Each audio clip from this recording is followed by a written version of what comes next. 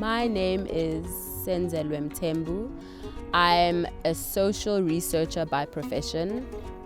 I work at a university, but I am super passionate about my travel content. So I create travel content, I curate travel experiences. I'm a photography enthusiast. And yes, I just like to tell stories and share my experiences on social media. In the hopes that I will be relatable, that I will inspire my audience to explore a little bit more. I'm also really passionate about the African continent, so I try to showcase travel on the continent.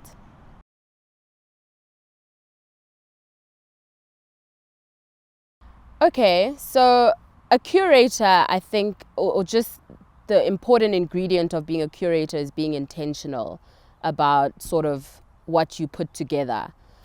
So by travel curation, I just mean that I intentionally put experiences together for myself and for other people. So I make it easier for others to travel by curating their experiences, taking away the research element and the stress of planning a trip for them. I guess if you pay attention to detail, if you enjoy travel yourself, and if you enjoy creating experiences for other people, you can be a travel curator. I guess that's what it is. My feed is also curated in the sense that I'm very particular about the kind of aesthetic that I want and the feelings that I want to evoke on my page through the kind of photos that I take. So that really is it, just being intentional about what I put out there, how I make others feel, what stories I share, and the narrative that I'm trying to create on my Instagram page.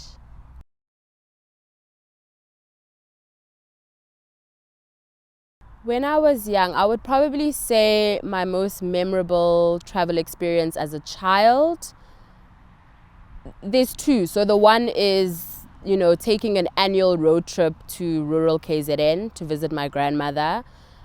Just watching the landscape shift, from like driving in the city and then going, more into rural KZN, and just seeing how settlements are different and how people's lifestyles change and, the different scenery. I was always very curious. So I would sit on the window, like literally looking out. And I enjoyed that, just watching people be. The second one would probably be traveling to the Kruger National Park. Just getting to see animals in their natural environment, being with family and just enjoying nature. Yeah.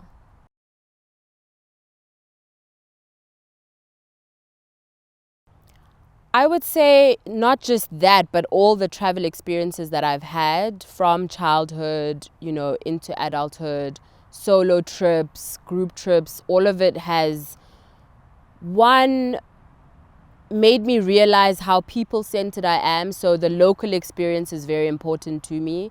And so in the trips that I curate, that's an element that has to be there. Nature is something that I've always enjoyed, so that's an element of my trips that I also like to include. So people, nature, probably like food and culture as well. I find that my interests shift also depending on the destination. So yeah, it's not like a set formula. It's not a set formula.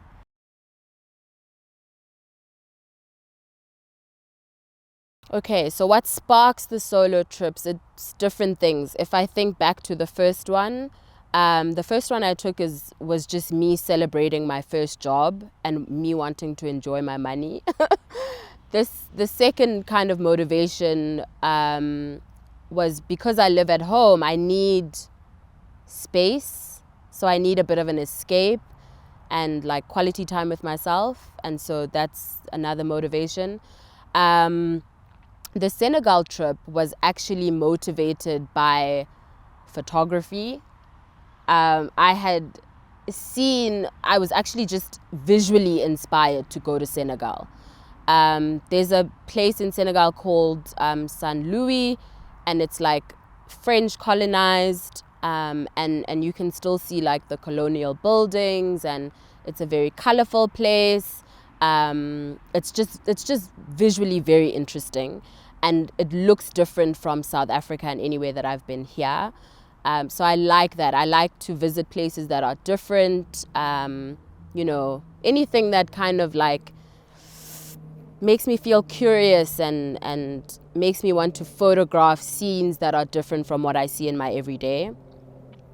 So that one was a bit like photography inspired. But another reason that I enjoy solo travel, or the reason that I solo travel, is because I want to challenge myself. Like, it's weird. It's like a getting out of my comfort zone thing. And I'll sometimes be very intentional about like putting myself in uncomfortable situations. With Senegal, I knew there would be a language barrier, but I welcomed that. Like, I was fetching a challenge. And then solo travel being enjoyable, I think people worry a lot about like feeling lonely or being alone, but you're not. Like, there are always people around you. The cool thing is you can decide how your days will play out, and there's no one to negotiate with but yourself. I like that. Like, I like being in control of my days, my life. I don't always like negotiating with other people. So I like that element of feeling in control, being in control, making decisions, troubleshooting, figuring out how to speak to and approach strangers. All of it. It's just like, it's challenging and it's wild and it's scary, but it's so liberating and rewarding.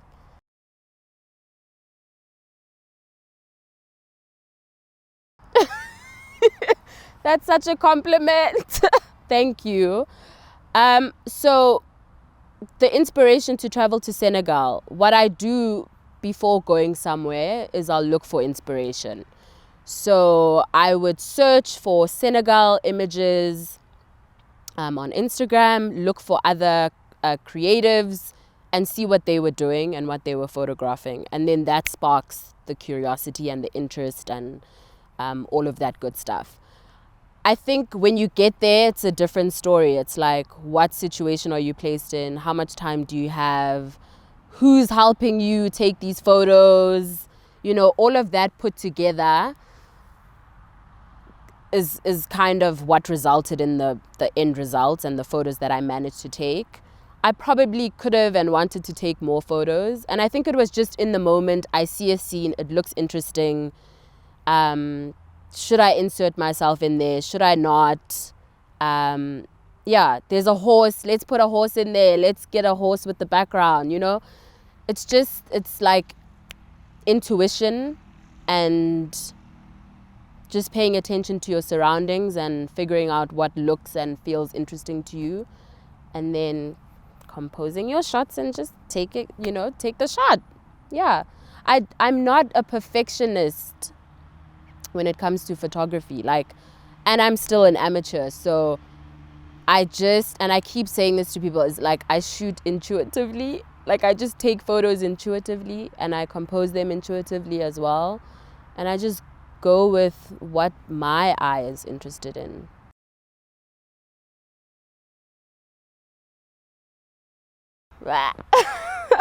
This question. So I was just hanging out with a photographer now and telling her how I suck at editing. That's something that I still need to learn. Right now, I use, what is this app called? VSCO? So like I'm very basic. And I'll change a few things, like I'll sharpen my image. I will, what else do I change? I don't really change brightness. Sometimes. There'll be a few things that I change. Contrast sometimes if I want, a little pop.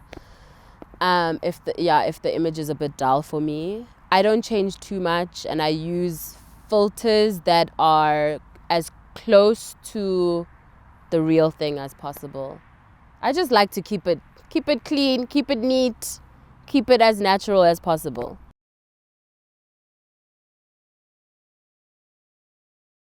I will say that COVID and lockdown has made things a lot easier.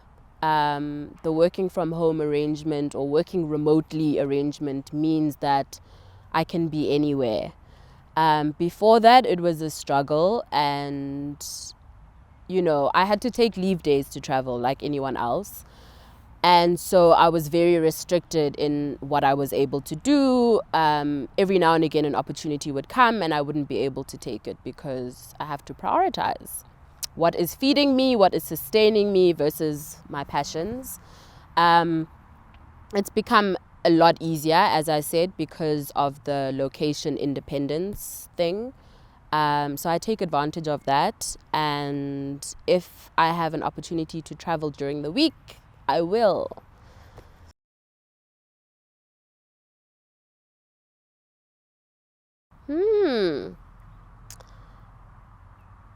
I'm gonna say Kenya was probably it's a hard one. So I'll kind of go back to Bali. Bali is the first place that I took my first DSLR. And I had ordered the DSLR like a few days before the trip, and it arrived I think a day before the trip. So I didn't have time to study the tool. I didn't know what the camera. I was just like, we're taking this camera to Bali. We'll see phambili what happens. And that was the first time I approached strangers, asked to take a portrait of them. So that trip was very like inspirational and inspiring for just kickstarting the photography journey. I didn't know what I was doing. I didn't care. I wasn't hard on myself, which was great. I was just having fun. Kenya was a trip. It was quite a spontaneous trip that I took with 3 strangers, males, all males. The one guy I met at a festival. The other 2 guys I met for the first time on the trip. And what I enjoyed about that trip was, what do I call this type of photography? Is it like, I guess kind of conceptual, in the sense that you are at a beautiful place and you want to like dress up to fit the scene and add props and just accentuate the place that you're at.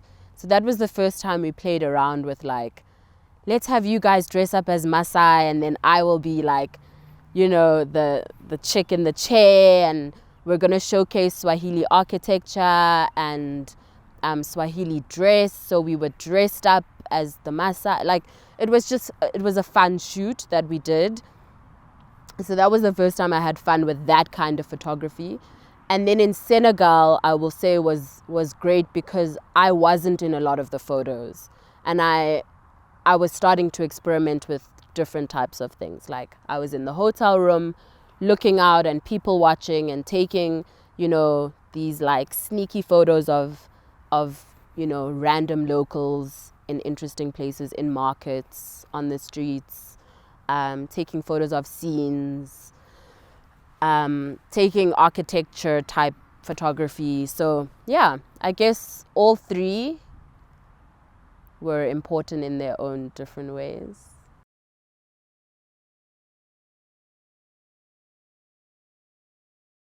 So I'm kind of one foot into the content creation, collaborating with brand space. I haven't done too much of it, But I'm lucky also that the 2 first important paid gigs that I got were in perfect alignment with me.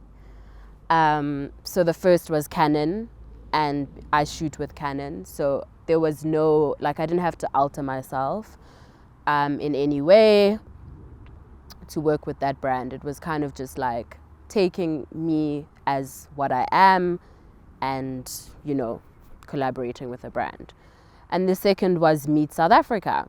And all I had to do there was travel. So it's really amazing when you get paid or get recognized for doing what you already do. Yeah, so that was really fun. And I think when there's synergy, or I think when a brand sees you for you and not kind of, or doesn't want to use you as a means to an end, or like see you as just a model or just someone who's going to sell this for me, and where it doesn't feel like you're working for a brand, but when it feels like you're working with a brand. And when a brand also sees you as a brand, where it feels like we're co-creating this content, we're coming together to create something that is in alignment with who you are, that fits with our brand. So I've been lucky to get those. And I welcome like other collaborations where there's just that recognition of, we like you for you. You know, we like how you take your photos. We like your lifestyle. We like your story. We like that you're this kind of independent traveler, or, you know, and that's the element we want to bring out, or that's what we stand for as this brand. I think going forward, it'll be interesting, like with the brand work, what happens. But yeah, I think if I feel that there isn't that alignment, I'll be able to say no. And I think I'm fortunate that I don't depend on that work. So it's easier for me to turn stuff down. We'll see.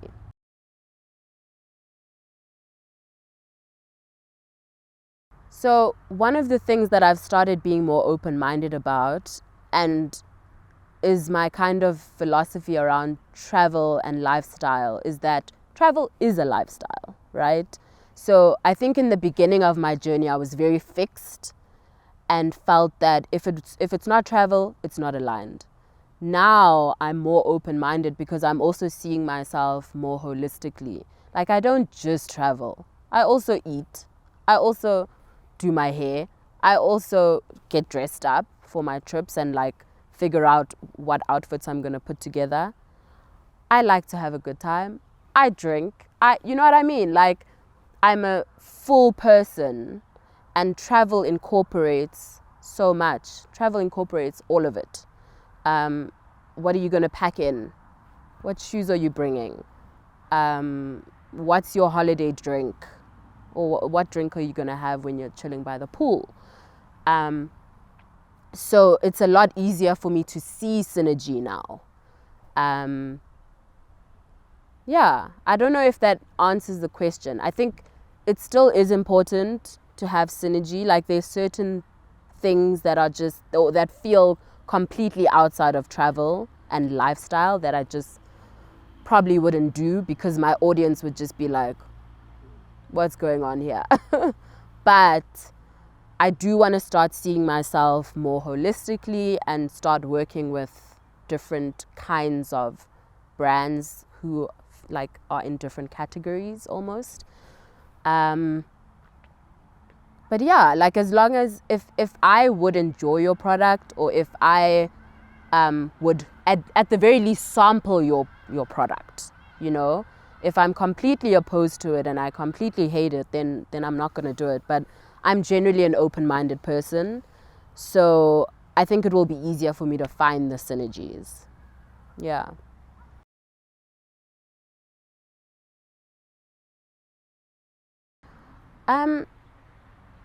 So one is like, doing things your way is okay. I'm still trying to convince myself that it's okay, but I think I've realized that it's okay because I have been able to work with brands by just doing me. I think it's easy to fall into the trap of like, this is Instagram, this is what Instagram likes, this is what people like, and asking people, what do you want to see? I haven't really done that. I've always kind of been like, this is what I enjoy doing. I hope it will add value to you, or at least try to find an angle where my story can be relatable, or what I share can be relatable enough for somebody else to find value in it without being outwardly focused. I don't know if that makes sense, but like, I think it is important to do you, do it your way, create the content that you enjoy creating and put it out into the world in the way that you enjoy. Yeah, just like find your voice, use your voice, and trust that things will align. But I will also say, quality and consistency in what you produce, I think makes quite a difference. And I think people can see that.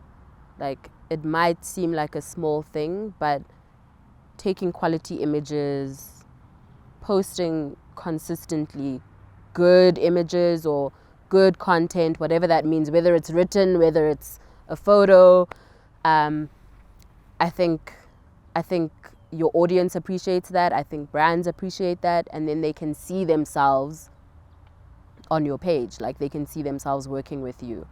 And then another thing is, if you want to be in a certain space, you have to do the work first.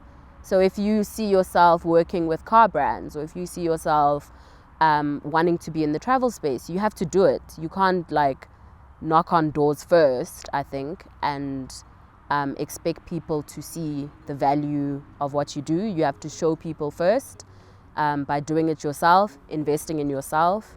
Yeah, and then they will see that they can work with you. Yeah.